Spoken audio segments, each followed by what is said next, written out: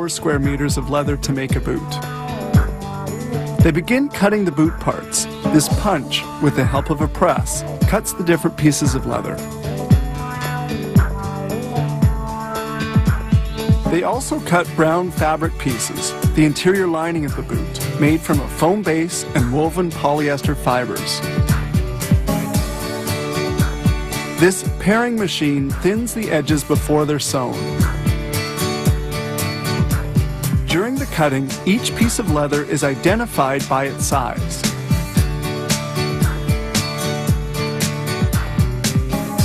They now begin assembly of the boot. The two sides of the boot are sewn together on this machine. Now the front part of the boot is assembled. Excess leather is progressively cut away. The eyelets, made of steel, brass, or aluminum, are then positioned. Here they attach a foot mount on a form with tiny nails called tacks. The last is placed in the boot to facilitate the assembly of the front part. This carding machine removes any unevenness at the level of the lining before proceeding to the next step. They now install the tempered steel toe cap.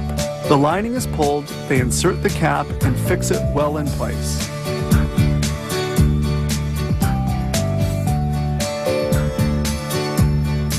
The leather is folded beneath the boot, the bottom secured with a tack, and the sides fastened with hot glue on this seat inside lasting machine.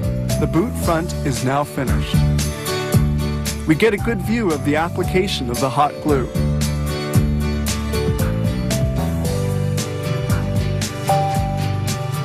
At this stage, they remove the last, installed at the beginning. It's no longer needed.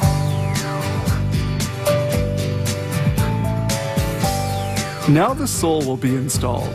The heel core is of pine. It's put onto the sole, which will soon be secured into place.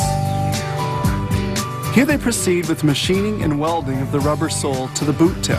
It's called vulcanization, done at a temperature of 165 degrees, and the sole is solidly installed. This machine sands the edges of the sole to eliminate any vulcanization residue. They also apply a sealant. They now place an insole inside the boot.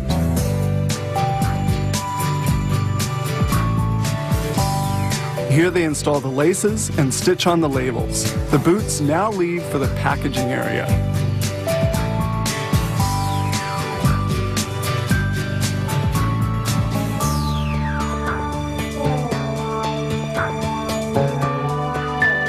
Building a pair of boots required no less than 123 different fabrication steps, including packaging. Each pair needs 101 meters of nylon, cotton, and polyester threads, and close to a square meter of thick and rugged leather.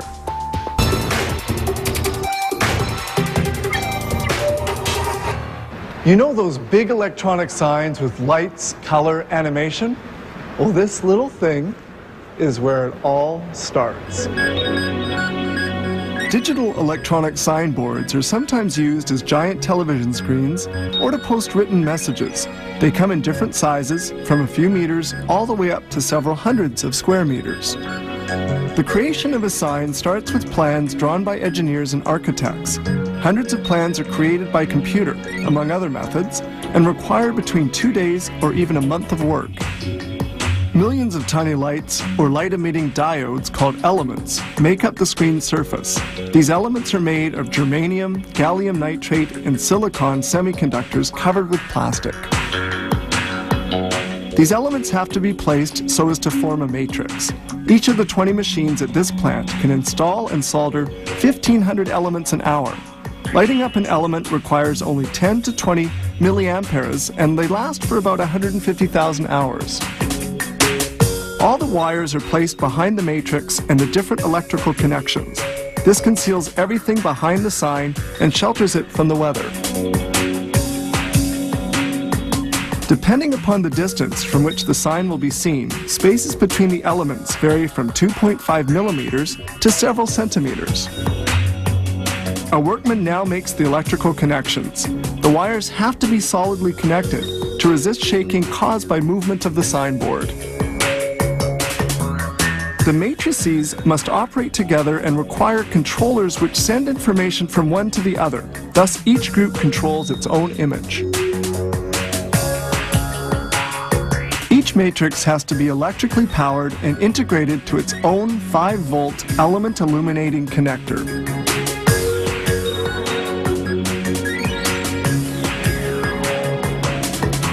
Sometimes the matrices are made in two pieces, one supporting the elements and the other having the components. In this case, it simply requires 2 cards to establish the contact.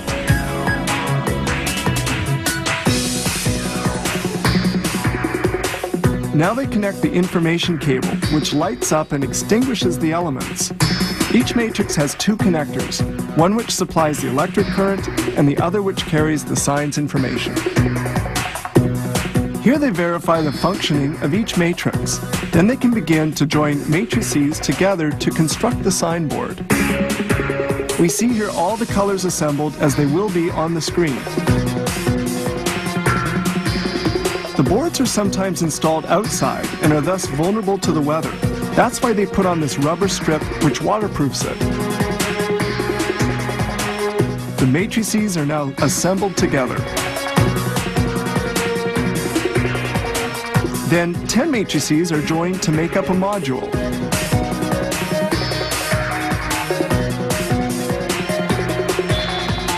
At this stage, they insert the sign board conductor.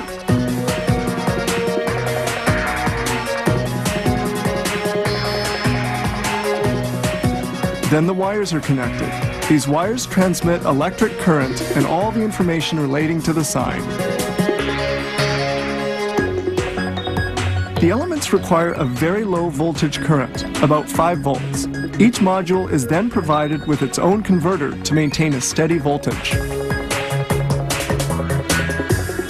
Then all the modules are assembled in the sign board support, and the many electrical connections linking the different modules are made.